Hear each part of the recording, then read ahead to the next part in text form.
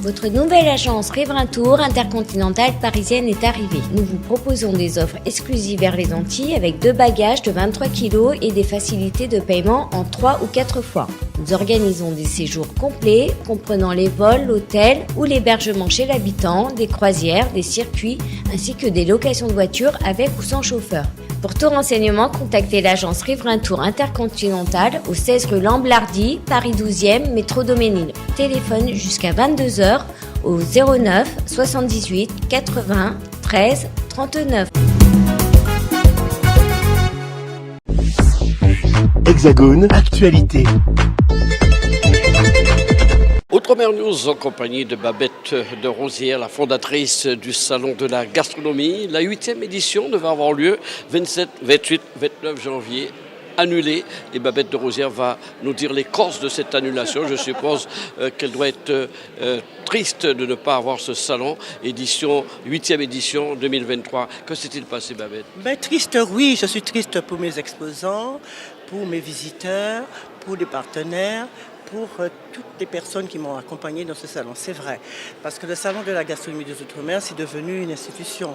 C'est vraiment un salon emblématique qui justement met en valeur tout ce que nous faisons en Outre-mer. Et je me suis battue pour faire ce salon, donc tu dois le savoir. C'est un salon qui n'a pas été facile à créer. Je me souviens quand j'avais été voir M. Le Foll pour lui dire que j'ai une idée, j'ai envie de faire un salon de la gastronomie. Tout de suite, il m'a dit il faut le faire. Deuxième personne où j'ai été vraiment frappée à la porte, Madame Hidalgo, elle m'a dit Babette, je te suis à 100%. C'est avec ces 2 personnes-là, j'ai dit voilà, je vais foncer. On a commencé un petit salon avec 60 exposants sur une toute petite surface. Et maintenant, à la 8e édition, on se retrouve avec un salon emblématique. Oui, ce salon, je l'ai annulé volontairement parce que moi, je ne conçois pas que j'occupe le hall 5.1 depuis 7 ans. Chaque année, dès que le salon se termine, au mois de février, je vois Paris et je réserve déjà mon salon puisque je l'annonce à la clôture, que les prochaines dates, etc. Donc je réserve mon hall très tôt à l'avance, 1 an à l'avance. Et le 17 novembre 2022, je reçois un mail d'une jeune fille qui m'apprend que mon hall sera à la vente, sera remis à la vente. Alors je dis à mon mari, je ne prends même pas la peine de discuter. À partir du moment qu'on m'envoie ça, c'est qu'on se fout de ma gueule. Donc je vais annuler le salon et je vais demander qu'on m'indemnise. Parce que ou alors, peut-être, c'est une manœuvre de nous faire comprendre qu'on est devenu encombrant. Ils ne peuvent plus supporter peut-être la population ultramarine. Moi, je mets dans ma tête n'importe quoi. Je me dis, pourquoi une annonce aussi brutale? Qu'est-ce que les ultramarins n'ont pas fait ou qu'est-ce que les ultramarins ont fait? Donc non, j'ai refusé. J'ai dit que je vais annuler ce salon purement et simplement avec beaucoup de peine parce que je sais que tout le monde attendait ce salon. Le salon était prêt, il fallait appuyer sur un bouton, tout était impeccable. Il fallait bien sûr voilà. Après contacter ces exposants quand vous aviez déjà en grand nombre, je suppose. À partir du moment où j'ai décidé d'annuler, il y a du boulot là-dedans. Il faut appeler tous les exposants un à un pour leur expliquer pourquoi on annule. Rembourser les exposants, rembourser les personnes qui ont déjà acheté leur billet en amont, et rembourser tout ce que les partenaires nous ont donné, rentrer en contact avec tous les partenaires pour les apaiser, pour leur dire ne vous inquiétez pas, faites-moi confiance, je referai mon salon, mais dans les médias, je suis obligée de l'annuler pour démontrer qu'on ne se fout pas de ma gueule. Voilà. Parce que je mérite un minimum de respect. On ne peut pas du jour au lendemain dire, voilà, entre-temps, cette personne, elle a perdu son boulot. Mais moi, je ne me réjouis pas de ça. On a vu qu'elle avait fait une grosse faute. On l'a écarté. Même le directeur commercial, le gros directeur commercial, il a été aussi écarté. Parce que moi, je ne me suis pas laissé faire. Mais je n'ai pas l'intention non plus de rester là. Vous pensez que le milieu politique n'a rien à voir à ce niveau-là? Parce qu'il faut dire que vous avez été au niveau des législatives, il y a une campagne, il y a eu beaucoup de choses qui ont été dites.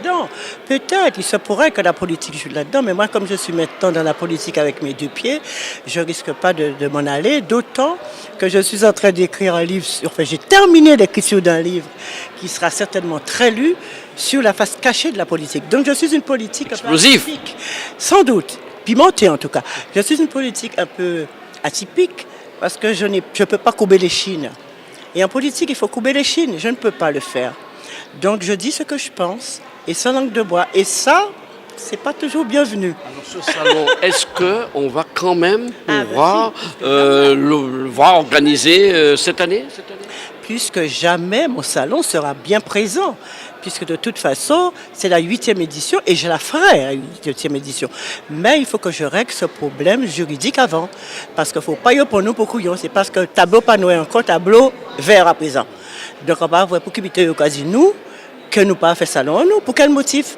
Parce que nous, si on entrave à la liberté de la culture des Ultramarins. Comment ça se fait que casino nous? Au début, quand j'ai commencé le salon en 2017, j'avais été voir, j'ai envoyé d'abord un collaborateur à la porte de Versailles. Parce qu'à l'époque, j'étais à la porte de la Villette. J'envoie un collaborateur à la porte de Versailles et je lui dis, va voir dans quelles conditions on peut installer notre salon à la porte de Versailles. Lui, il va à la porte de Versailles. Évidemment, il est blond aux yeux bleus, donc ça passe bien. Il arrive et on lui fait comprendre, avec hésitation, oui, mais enfin les Outre-mer à la porte de Versailles. Lui, il revient me voir, il me dit, écoute Babette, on n'a aucune chance, on pourra pas aller à la porte de Versailles. On dit, pour qui putain, parce que ça, c'est un handicap. Donc, je prends mon courage à deux mains, je vais à la porte de Versailles, je rencontre une charmante dame, je dis, voilà, je suis Babette de Rosière. Et le hall 5, est-ce qu'il est libre? Alors, il regarde, il dit, voilà, moi, je veux le hall 5. Et c'est comme ça que j'ai eu le hall 5. Il n'y a qu'avec ma gueule. J'ai fait exprès de prendre du temps pour communiquer parce que je voulais régler tous les problèmes juridiques. Parce que quand on prend la décision d'annuler un salon, c'est quelque chose d'important. Donc j'ai pris le temps de la réflexion. Parce que je suis quelqu'un qui prend le temps de la réflexion. Beaucoup d'ailleurs, beaucoup de dirigeants de Viparis se sont rapprochés de moi pour essayer de discuter de ça. Mais moi, quand un plat est réchauffé, moi je ne le mange plus. Parce que je suis quelqu'un, je parle en tant que cuisinière, je n'aime pas les plats réchauffés. Donc j'ai pris mon temps, j'ai réfléchi le pour et le contre, j'ai testé mes exposants en leur demandant si je mets le salon un petit peu plus tard, est-ce que cela... Ils m'ont dit oui, ils sont prêts avec moi.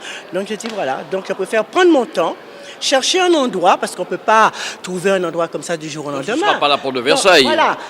On ne sait jamais. Mais avant d'annoncer quelque chose, il faut être sûr de ce que l'on dit. Donc c'est pour ça que j'ai pris du temps. Mais maintenant, je sais que j'ai trouvé l'endroit. Je sais que le salon se fera. Je sais qu'on sera là, bien debout. Et nous, il foutons un bel salon en 2023.